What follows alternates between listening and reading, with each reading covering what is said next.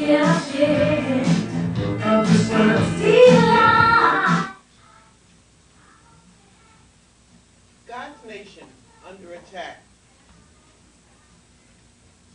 Mass human destruction. Blessings of life, to live, to breathe, to love, to be loved. Family, spouses, children, and strangers. All that we are given to share with, pray for, hope, and dream of, and prepare to die for. How powerful are these gifts, these blessings that are bestowed upon us each and every day. Life as we awake in the morning and sleep at night, not knowing when, how, where, or what will happen today, tomorrow, or the very next minute as we breathe our next breath. The very thought of selfishness, judging of others, comparison of, better than, not in my neighborhood, racism and hate, all take a back seat to mass human destruction of lives, as we all are a part of vulnerability, being at the right place at the wrong time. So then how do we acknowledge the most simplest and precious thing that only matters to us all? Life. How do we conform ourselves and retrain our thoughts, our hearts, and minds to appreciate the blessings of living, loving, being loved, family, friends, spouses, children, and strangers? All that we are given to share with, pray for, hope and dream of, and prepare to die for. How so? God gave us all the rules, regulations, policies, and procedures of life. He gave us the 10 Commandments. Yet we so easily violate and break the rules, regulations, policies, and procedures of life. So when tragedy strikes, we call out his name.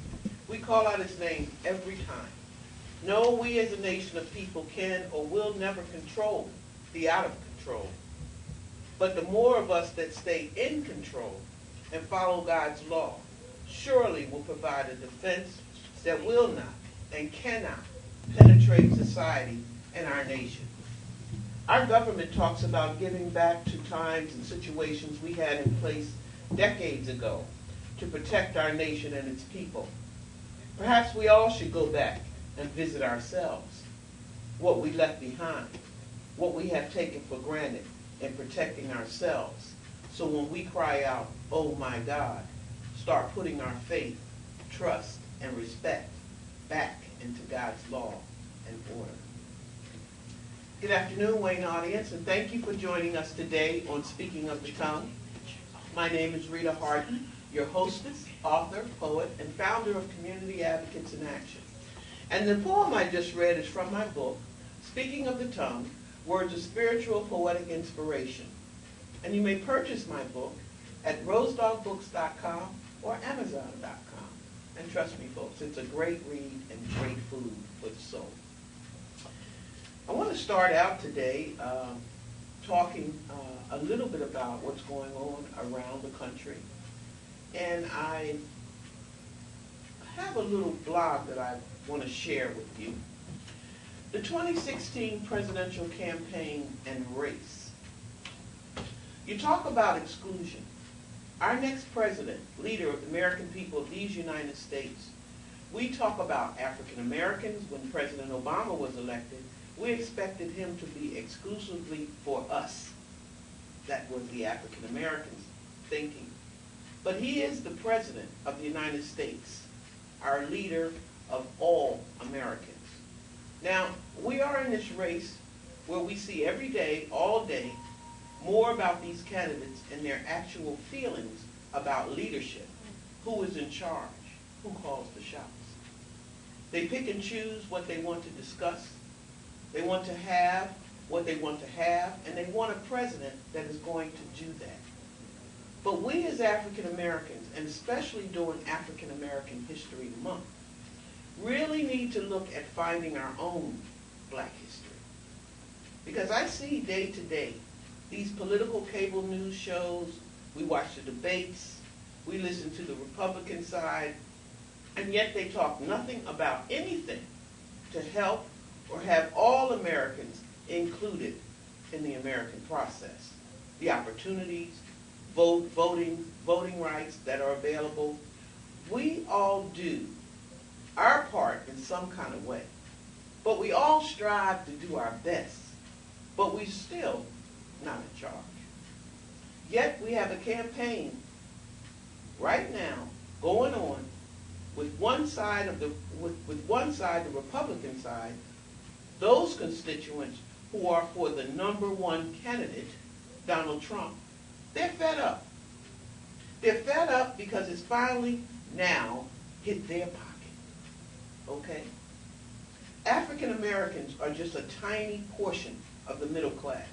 As a matter of fact, we are lower than that, you see. But it has hit their pocket. It has made a difference in their lives that they are not used to having. They portray it and illustrate it as President Obama's fault. When day one, he knew that hope and change was not going to come easy. He knew that he was a community activist that believed in bringing the community together, compromising, agreeing to disagree, but bringing the community together for the betterment of the people. Now that sounds like to me what these Republican constituents feel. And when, let's just keep it 100. When these events take place, they are all white on the Republican side, basically. When you see these town halls, when you see these Republicans meeting with their constituents, let's just keep it 100. They're all white. They have changed the rules of the game. You can talk or say what you want to do. Where's the respect now? The candidates get up and just say, do whatever they like. Where's the respect now for that? For anybody who's going to be the leader of our people, the leader of the American people, the United States of America. Now the shoe is on the other foot. When the Republicans decided after President Obama was elected the first term that they would do nothing. It took 8 years for white middle-class Americans to feel that pain. 8 years. I'm not trying to be racist here. I'm just trying to understand, because this is what I feel. It is not President Obama's fault. It is not poor people's fault that these things are happening. When others feel it should not, and it should not be when you're young people taking over ranches, federal property, when you have candidates who can get up on stage and talk out of both sides of their mouth and call people names. Every time you hear a debate, you hear nothing about the kinds of questions that should be addressed, like Flint, Michigan, criminal justice reform, getting jobs for Americans, raising the minimum wage, making college affordable, doing something about climate change. These are the kinds of things that affect people every day right now. People are suffering, working 2, 3 jobs. Some can't even afford to see their children for 5 minutes, let alone a day. They are just trying to keep a roof over their head on a minimum wage salary. These are people being displaced every single day around this country. More people on food stamps. This is not just an African American thing. It's not just an African American thing. This ain't no people that need to pull themselves up from the bootstrap kind of thing. All of us had something, had a foundation, working on something, doing something. Recession hit and took everybody back for a loop. We tried to pull ourselves out of it, but I don't care what anybody says. A true leader is a leader like President Obama. In spite of the obstruction and not working with him and representing the people of this country, they were elected to do so, Congress. They did nothing. And after 8 years of nothing, it finally started to affect their own Republican white constituents. A serious recipe that has become deadly. People being murdered in the streets, all kinds of unheard of weather, wars and rumors of wars, no jobs, just everybody want power and they want it their way. So when we talk about African Americans saying President Obama did not do this for us, he was the president of all the people. That is why he was elected a second term. He was the president of all the people. Now, who is all the people? Because your candidates now, particularly on the Republican side, will not even address the issues of all the people. Only the things that matter to them. Protect their own and make money. This is Black History Month.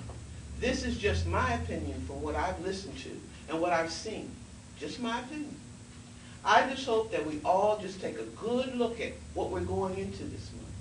Take a good hard look at where you're positioned in this new year and forward as President Obama leaves office. Because he was always first a community advocate. He knew the rules and he knew the ins and outs of being an advocate for the people, particularly a community. You cannot have everything your way, and he knew that. And that is why when he initially got elected, he began to work on the other side of the aisle, trying to come together and make change. And they obstructed everything he did. Now their constituents elected him too at that time. We were not the only ones. However, now they're trying to blame everything on him, and they're going to take their country back, and they are back in charge. They want to shut this down, get rid of Social Security, repeal health care, whatever.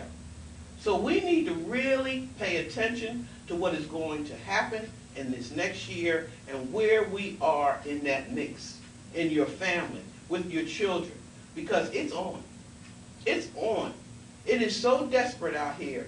You got young African American men robbing and holding up people who are waiting for a train to pass so they can go across the track. You that desperate, you out looking for a train? Come on now. We are at our lowest point, and we are losing ground. Ground because we are losing our young people. Right now, we are still fighting for voting rights. That party should have been over. Should have been over. Should be over now. But again, as I said, they did not want President Obama in there, and they do not want another President Obama ever. Thank you. Well, we're going to get our show started, and I want to introduce our guest today. His name is Jamerson Davis, and Mr. Davis is an incredible leader and servant to others. Mr. Davis' motto is staying humble and hungry, because that will take you far in life. I like that. He likes to be called himself the one and only. He's ecstatic when it comes to becoming a helping hand. He is currently a home improvement advisor, and his sponsor is Sears. Jamerson's main focus is entrepreneurs, millionaires by 30 years old. That's his focus. Jamerson loves to see people win and win big. The reason why he will inspire and motivate young people and all individuals to strive for phenomenal results, because everyone deserves better. This awesome guy was raised in a single-family home with his mother. He was always told you will not to succeed at anything in life, but every time he conquers the mediocrity and achieves his goals with excellence. So, we're going to get our praise on and go over here and talk to Mr. Davis. Mr. Davis? How are you, sir? I'm doing good. I'm doing good. How you doing? Good, good. Thank you for joining us today. All right. Thank you for having me. Oh, well, it's my pleasure because, you know, our theme for this month is supporting our teens in 2016, Okay. building a foundation, Okay. empowerment, All and right. making dreams a reality. And that sounds like all of the things that you're doing right now. Yes, ma'am. Yes, ma'am. That's exactly right. And you know, I totally believe that, you know, having a dream is something that you need to be able to have in mind and know where you need to go. Because if you don't really have a dream, then, you know, what are you really focusing on? And I kind of agree with everything that you said here today about, you know, the future of us needs leadership. You know, and if we actually have leadership and we have guidance, we can know where we're going. And that's what I definitely had to invest in, is mentors that can actually guide me and give me the guidance and direction of where I need to go. And you know, entrepreneurship was just something that was attractive to me because of, you know, the way that I grew up, here in Atlanta, Georgia, and things of that nature. So that's per se just what entrepreneurship just kind of gravitated towards me. What are your plans? What are you ultimately going to be doing?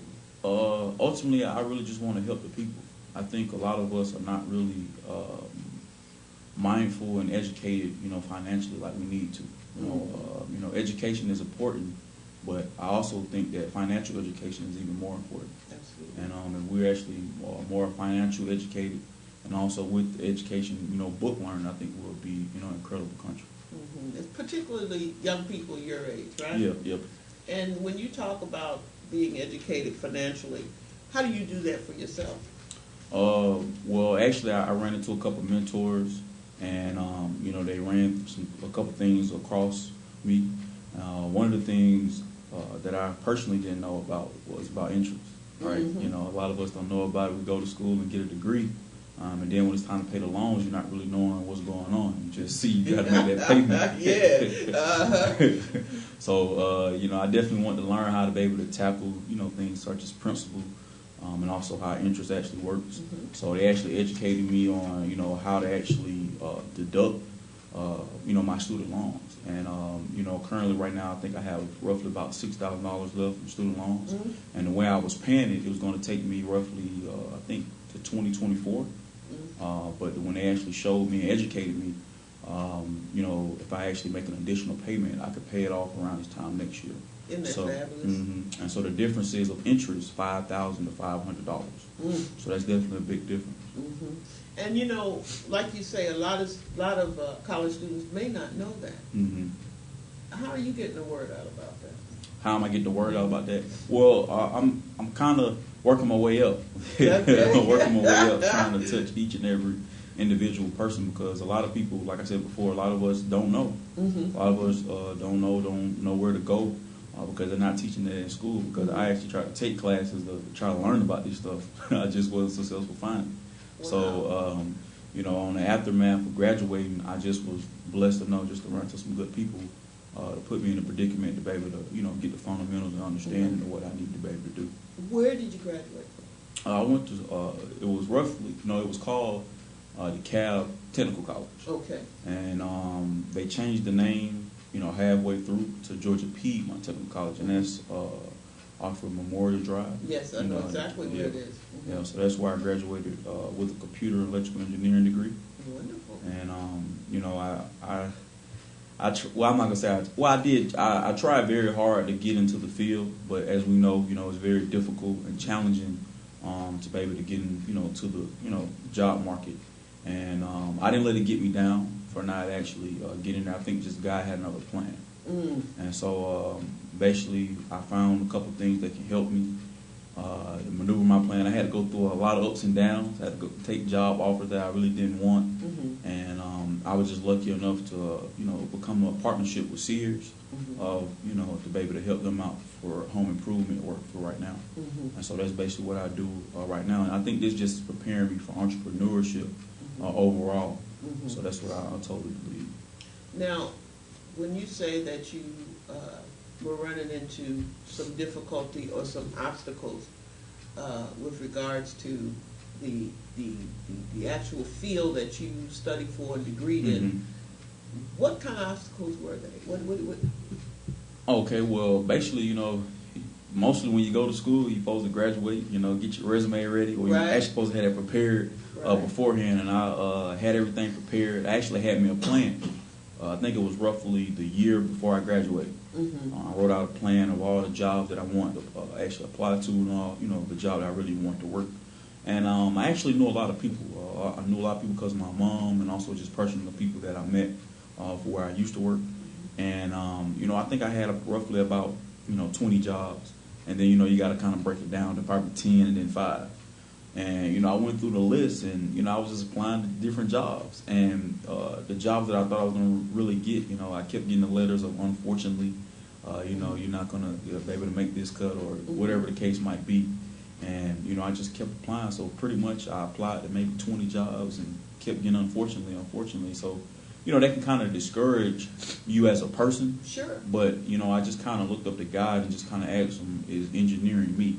And I was headed towards UGA because that's where I wanted to go, Mhm. and I really just had to make a decision. Was engineering for me, Mhm. and I kind of just boiled it down to saying I didn't really think engineering with me. I think entrepreneurship was, Mhm. and I kind of just it kind of came to my mind after going through those up and downs, trying to apply to different jobs.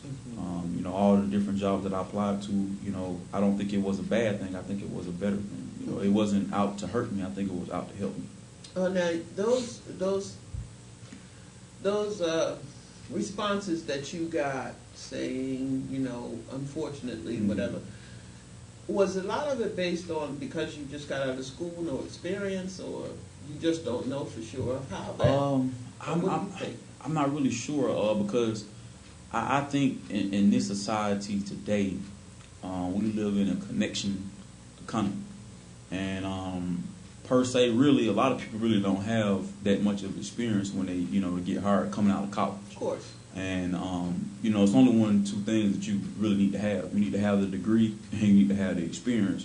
Or the third thing could be, have a connection. Mm-hmm. So however, in Atlanta, Georgia, I totally believe, if you know somebody, you definitely can make some things happen. And I knew a ton of people, but I didn't get a job. So that's what actually was the struggles that I was actually going through because I knew a ton of people. Mm-hmm. I think one of the first jobs I was really excited about actually working for was the FAA. Mm. I actually knew a guy, that was supposed to help me, but didn't help me. Didn't work out. And it just it didn't work out. Mm-hmm. And I had everything lined up. We talked on a monthly basis, and I was really excited. And I was really just enthused about everything. And then I had another job with Georgia Power. That didn't work. I had another connection with, I think it was called Edenton. I think it was a lighting company, or I believe, or electrical company. Mm-hmm. And had a connection with that. That didn't work.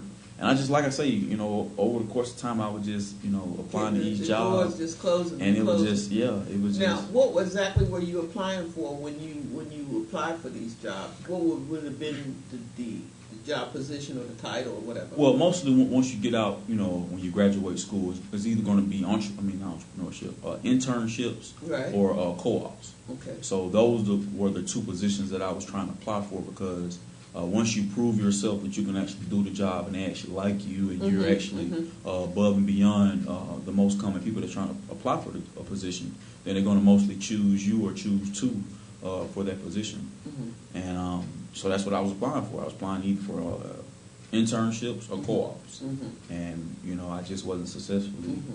And would that have been in engineering? Yeah. Trade, it was computer. No, I think it was electrical engineering. Just kind of in the engineering field because, engineering is very broad. Yes. So it was pretty much, engineering period. I was Okay. just trying to get my feet wet. That's pretty much, yeah. So with Sears, now you're with Sears, you're a home advisor, Home improvement advisor. home improvement advisor. How is some of that you bought from school helping you with this job? Okay, so basically, I totally believe that each and every college student gets involved with organizations. Mm-hmm. The reason why it's important to get involved with organizations because they can build skills that you might not personally have, or even if you do have, they can actually put icing on a cake for you. So I actually got involved with a couple of organizations at Georgia Piedmont, and they gave me a great communication skills. And so when this actually partnership was offered to me, it kind of coincided with what I was already doing in school. Because basically what I was doing was, presenting different things for the school and competing versus other schools. And, I kind of liked it. So when this was presented to me, I was like, this kind of the same thing. It's just, it can compensate me in a way. So, I committed to the partnership. And that's kind of the skills that it helped me with communication. And so with Sears, tell us exactly what you do. I know it's a home improvement advisor, but make it just a little. Okay, well, basically what I do is help individuals who might need home improvement work done. So that's with roofs, windows, doors, garage doors, air conditioning units, flooring, windows, Mhm. and pretty much, the bigger home improvement areas. And when you do that, are you as a salesperson or an estimator or? Well, I wouldn't say sales or estimator. I would just really say advisor, because I Okay. want, even though it is sales, Mhm. I really don't try to per se rub it off on the people that way, because I'm really not here to sell you anything. I'm here to provide you something. Okay. So that's why I say home improvement advisor. I advise you to what you need, Mhm. and that's why I'm so successful at doing it, because I try to tailor everything to what you need or may want, Mhm. and that's pretty much how I do things. Now, by you having some knowledge, I guess, through engineering Mhm. about home improvement, or Mhm. did Sears do a lot of the training for you, help you with a lot of the training, I take it? Yeah, they took me through a lot of training. They took me under their wings.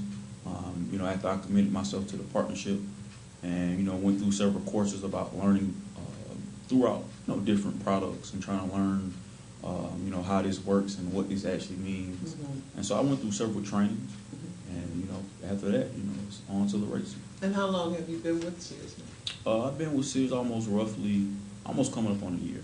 Okay, well, that's great. Mhm. I mean, that's really cool. I mean, you have the availability of a partnership after every other door was shut in your face. Mhm. How did you come up with Sears? Was that something they worked with the school in a partnership, or? Well, actually, it was a connection base. Like I say, connection. There is you the go. key. Connection is the key. I was still connected with a good friend of mine. Mhm. Actually, how it happened, he was actually moving in his new place, wanted me to come, check it out, and I was, kind of helping him move in, and we just got to talking, and he told me that, hey man, he had something for me, and once he showed me that, I was interested, Mhm. and I see that he actually helped me, do some things I really wanted to do. Yeah, Mhm. that's really cool. Yeah. Now, your plan is to stay with Sears for a while, or? Well, I'm gonna stay with them long as I need to until I actually build up my entrepreneurship Mhm. base. Like I say, I'm a part-time entrepreneur. Mhm. So once I actually build up and be able to help enough people, I'll start doing that full time. Okay, now tell us a little bit about the entrepreneurship, the part-time. Well, basically, on part-time, I just basically help people. Per se, what I was talking about on a financial standpoint, we help people on a mentally standpoint, socially standpoint. Mhm. And we just help people in key areas that people need help with. Mhm. Like I said before, with the financial standpoint, a lot of people need help with that, and just really helping people for what they need. I kind of try to see what they actually need, and whatever it is I can help them with, I try to connect with them on that and see if I can actually help them. And when you say we, are there other people involved in Yeah. this venture? Yeah, it is. I got several mentors Mhm. that actually stand behind me and also help people as well. And do you work mostly with young people, or No, it's anybody? Yeah, it's anybody that's looking, that's want to have more and earn more, things of that nature. So if you're looking for a better way, or if you're already successful and want to add a little bit more icing on the cake, or your Mhm. successful path, we definitely can still help.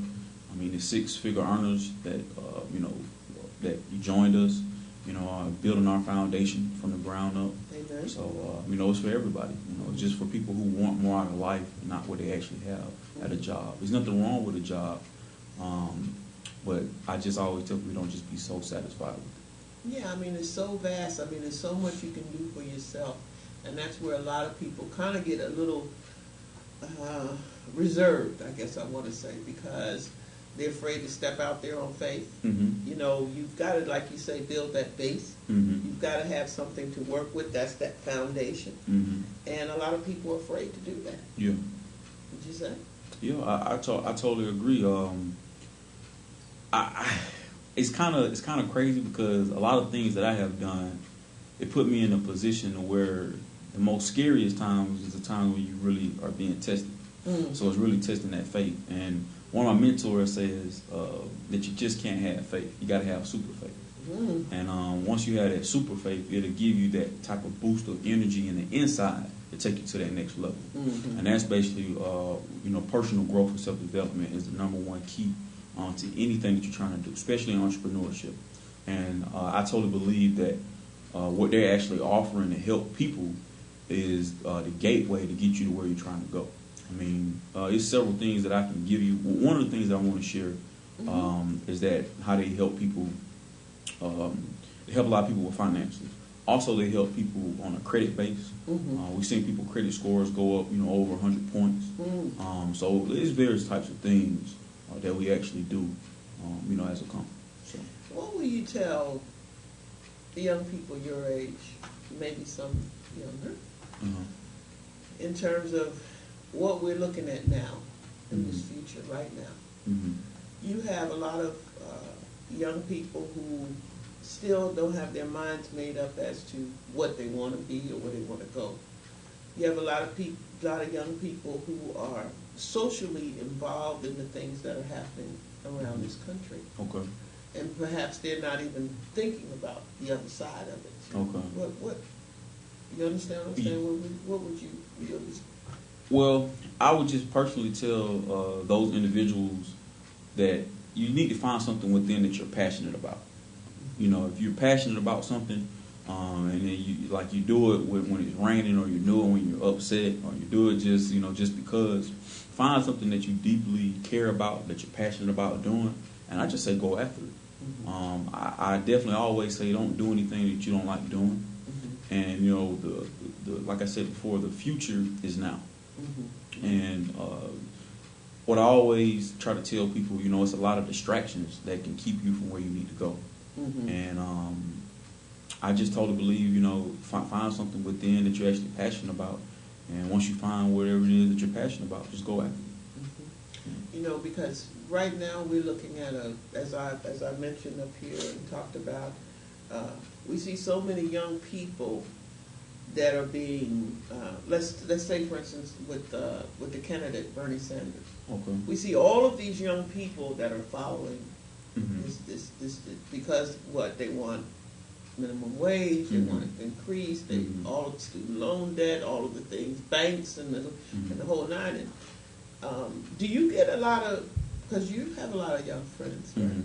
So you get a lot of chatter about this, or that maybe the country is going another way and it's not benefiting the young people, or perhaps the young people need to step up and get more involved? Yeah, I totally believe that, young people do need to get involved, especially with voting, getting involved with community activities to just, help your community out. And, I just think that people need to be more involved and more in tune with what's going on, so you can actually see what we need to prepare for. And that's what I just totally believe. Do you have opportunity to talk to young people, maybe younger than you? Do you mentor any? Or no, not yet. That's what I really want to get into, hopefully in the future, maybe in a couple of years. But I have partnered with a couple of other entrepreneurs that have not necessarily mentored young people, but we went out to schools and reached out to different young people in the DeKalb County area. Okay. And basically kind of just what we kind of talked about beforehand, excuse me, just letting young people know, chase after their dreams, whatever it is that they're passionate about doing, go after it. Don't just, think one way. You want to be open-minded to everything. Education is important, but, sometimes some people, education, or not education, but college is not for everyone. But education is, and it's not a one-way path just to be successful. A lot of people say that you have to go through this route just to be successful, but that's not the only way to be successful, because everyone that's successful, I'm pretty sure they all have different stories. So right now I don't really, have a mentorship from young people, but I will work on it in the future. yeah, because I think that you would be so well received, particularly with your ideas, your own development of yourself that they could see as a role model. Okay. Those things are so key, because it's really tough to bring young people together and there's no hope, there's nothing that they can see a future in. When you have people like yourself and others who are saying, hey, you can be this person, you can be a millionaire, by the time, as you say, you're 30 years old. Yeah. You know, and how old are you now? 25. So you got 5 years of work. Yeah, that's hard work. but commitment Mm-hmm.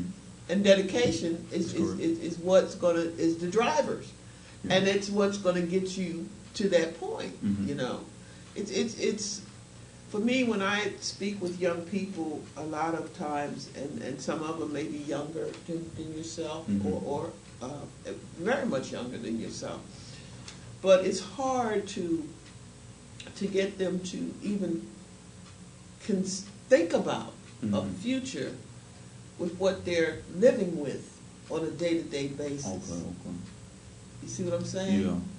A lot of like you're from a single family home, but your Mhm. mom, I can tell, she made sure that you were engaged in everything that needed to be, the importance of going to college and Mhm. becoming someone, being something, doing Mhm. something.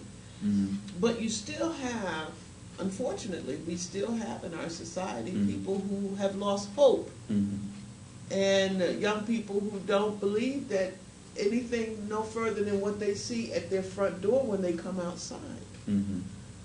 You know, you know what I'm saying? Yeah, I totally understand you, and I really think, to piggyback off what you said, environment is stronger than willpower. Mhm. So it depends on what type of environment you're in.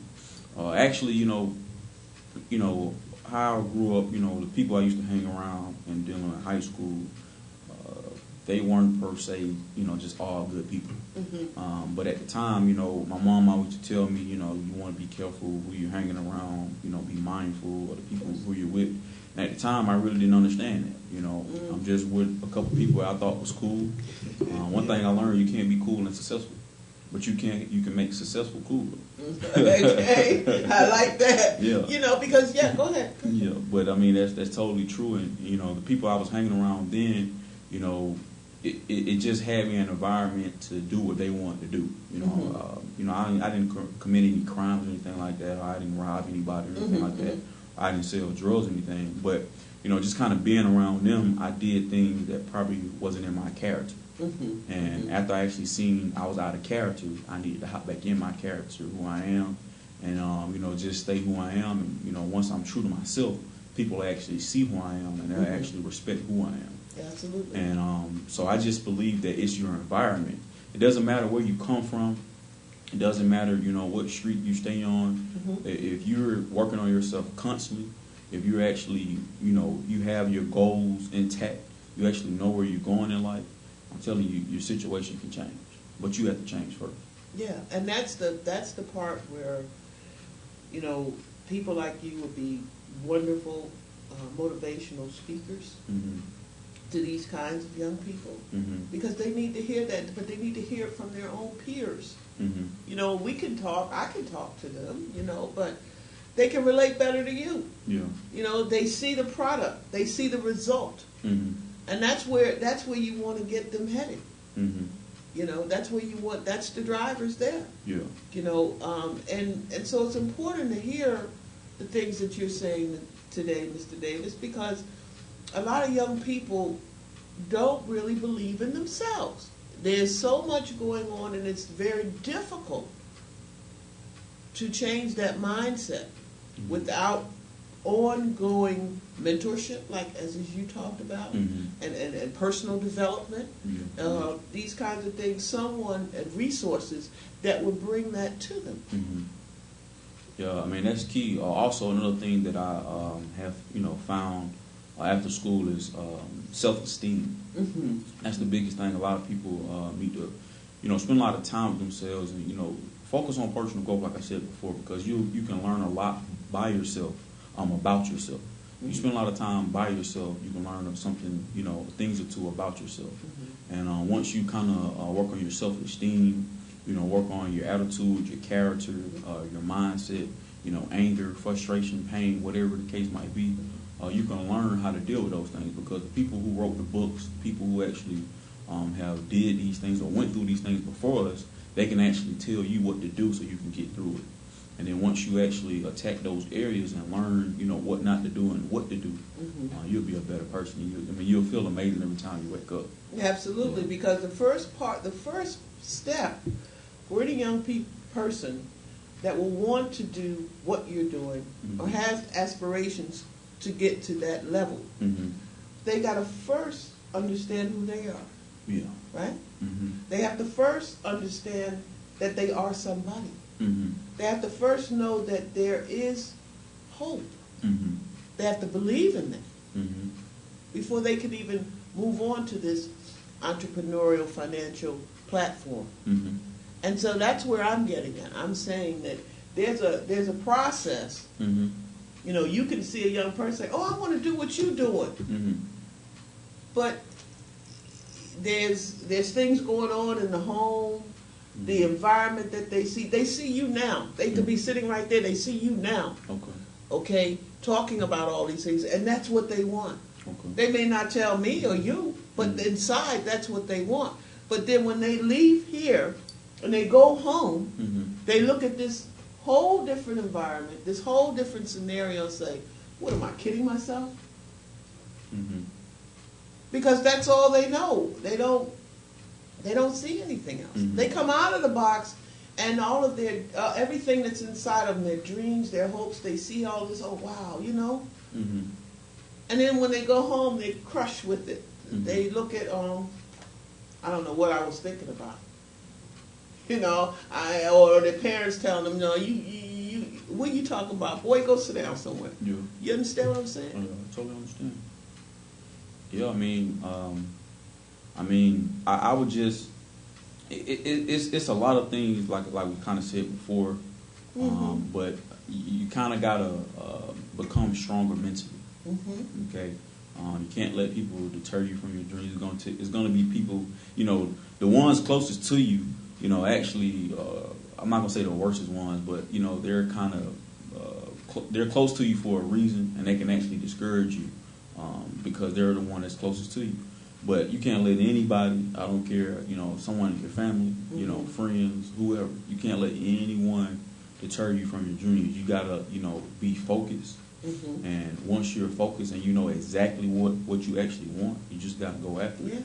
And you know, it's gonna be some days that you're gonna get down. Everything's not gonna be clear, but you gotta just focus on it. Doesn't matter if it's a rainy day or if it's a cloudy day. You just got to keep going. As long as you know that you got it on the wall and that you know where you're going, you'll eventually you'll conquer. Yeah, you definitely will.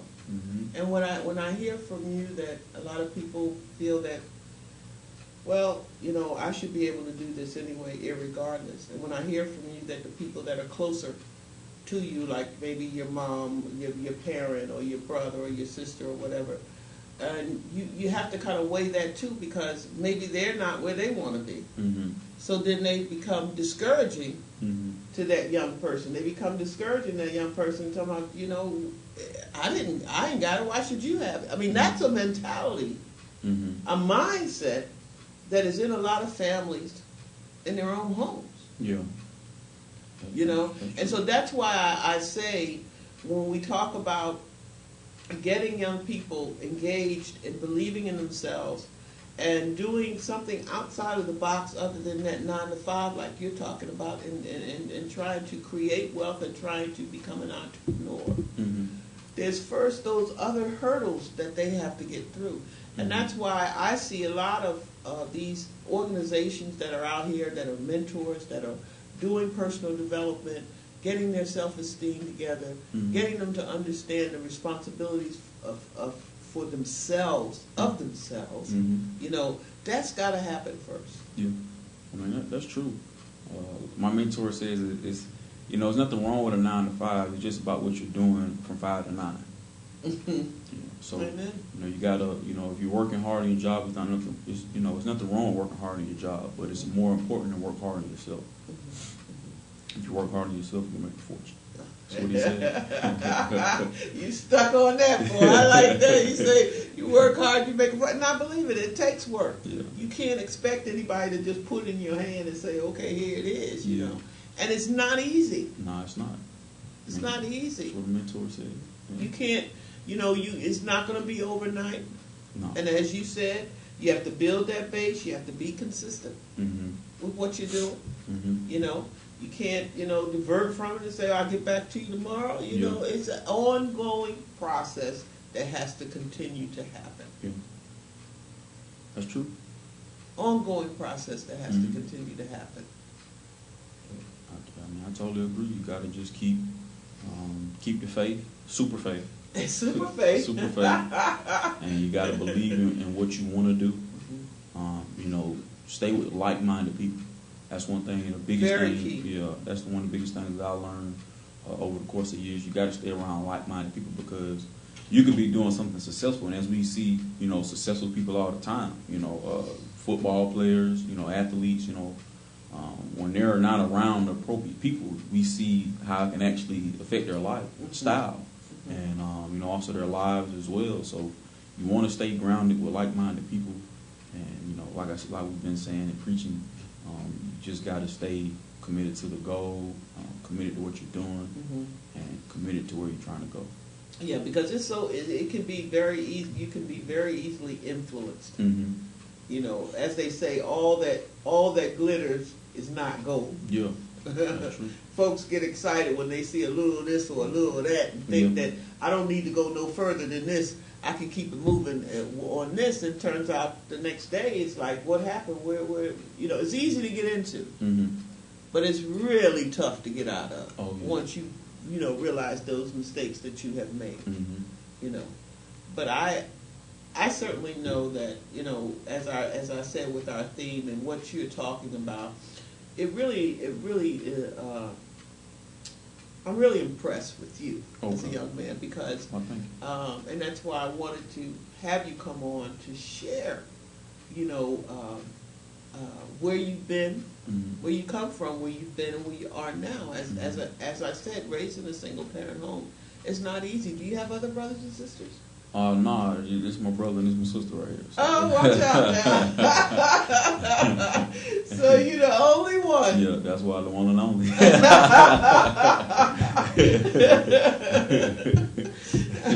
So mom has got to be real proud, Yeah, she How much has she been so good in your life and an instrumental in your life? She's definitely an inspiration. She's definitely got some good things about her that inspires me to do what I want to do. She's just one of those people who's my go-to, people or person, however, to go to, and she just put forth that platform that you can be whoever you want to be. You just got to go after it. And I just remember this is like a little joke. My grandma said I was 10, but I say I was 11. I got tired of asking my mother for money. So I said, look, I can't sell drugs, can't rob nobody. So what am I going to do to be able to make it happen? So, I said, well, she's not going to mind if I borrow the lawnmower, but I'll make some money with it. So I just started knocking on people's doors and say, hey, man, I'll cut your grass. I think I started out with like $15. And, the first couple of doors was like, nah. But then, I got the last door the other day, and then they was like, yeah, you cut my grass. And ever since then, I started cutting people's grass, and it got to the point that I was hectic. I had a schedule, like how many grass I had to cut. It's like the hour smell. And she just kind of showed me how you just got to make things happen, and that's what entrepreneurs do. You don't make excuses, you make execution, and you make it happen. So that's what she has done, the legacy that she has done in her profession, and that's kind of the legacy I want to leave, and that I will make happen. Well, you definitely have a wonderful mother, and I had an opportunity to meet her in the room, in our back room, and she's just, I can tell how excited she is about you. Yeah. And how proud she is of you. And the fact that, it could have been could have been different, totally different. Yeah, could have. Right. Could have went the other way. Could have went the other way. But God is good, and this is a product that we see in you. The ability to be able to continue to stay strong-minded, the ability to be committed and dedicated to what you believe in and where you see your future, where you want to go, and it's just wonderful. Yeah. It's just absolutely wonderful. Well, I thank you. Well, is there anything you would like to share or say to the audience before we close? I don't want to put you on the spot, but anything that you'd like to say? I mean, like we kind of been preaching all day. Is just, you know, if you want to see a change in your life, you got to change yourself first.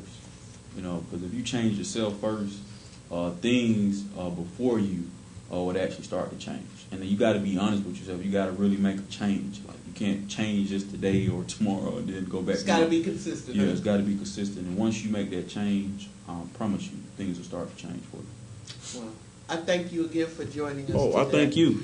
Thank you for having me. My pleasure. My pleasure. My pleasure. Let's give this young man a round of applause. Absolutely wonderful. Wonderful. And folks, we want to thank you for joining us today on Speaking of the Tongue. And of course, we're going to start our new month next Saturday. And of course, it's Black History Month, and it's also Sweeties Day. And we're planning on having, and I say Sweeties Day, Valentine's Day, of course, but we plan on having our roundtable discussion with young people. And the title of the discussion is, "What's Love Got to Do with It?" We're going to have young people, men and young ladies and young men, to talk about that and get their take on it. Let them weigh in a little bit. So we'll be keeping you posted on that. And again, we thank you for joining us, and we look forward to seeing you again next month. And have a wonderful weekend, and peace.